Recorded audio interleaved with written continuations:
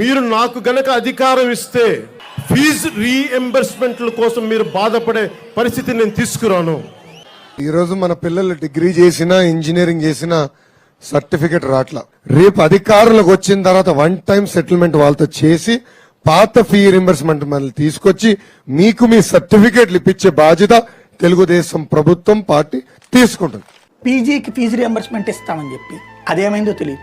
Degree fee reimbursement పక్కకి వెళ్ళిపోయింది. ఈ ఏడాది ఇస్తారో లేదో తెలియదు. అందుకని కాలేజీలో డబ్బులు ఇచ్చి కట్టమంటున్నారు. వీళ్ళే రాస్తున్నారు ఈనాడు జ్యోతిని.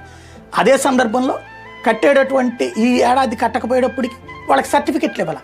సర్టిఫికెట్లు ఇవ్వకపోయేటప్పటికి పీజీకి అప్లై చేయలేకపోయారు. డబ్బులు ఉన్నటువంటి వాళ్ళు కట్టి అప్లై చేసుకున్నారు. డబ్బులు లేనటువంటి వాడు పీజీ వదిలేసినాడు. ఇంకప్పటికి రేపు పొద్దున ఫీజు రియంబర్స్మెంట్తో పనేలే. అంటే పబ్లిక్గా జరిగింది. 2 సంవత్సరాలు నాశనం అయిపోయింది. పేదవాడి జీవితం గ్రాడ్యుయేషన్తో అది కూడా సర్టిఫికెట్లు రాక నానా తిప్పలతో ఉంది. విద్యా వ్యవస్థ ఈ స్థాయిలో భ్రష్టు పట్టిపోతే అదే జగన్ టైంలో అయ్యి ఉంటే కనుక పుంకాను కథనాలు వచ్చాయి. ఇప్పుడు ప్రభుత్వం మనది కాబట్టి అదేదో కాలేజీల తప్పు, చేజారిన ఎంటెక్ ఛాన్స్, కానీ కాలేజీల తప్పు.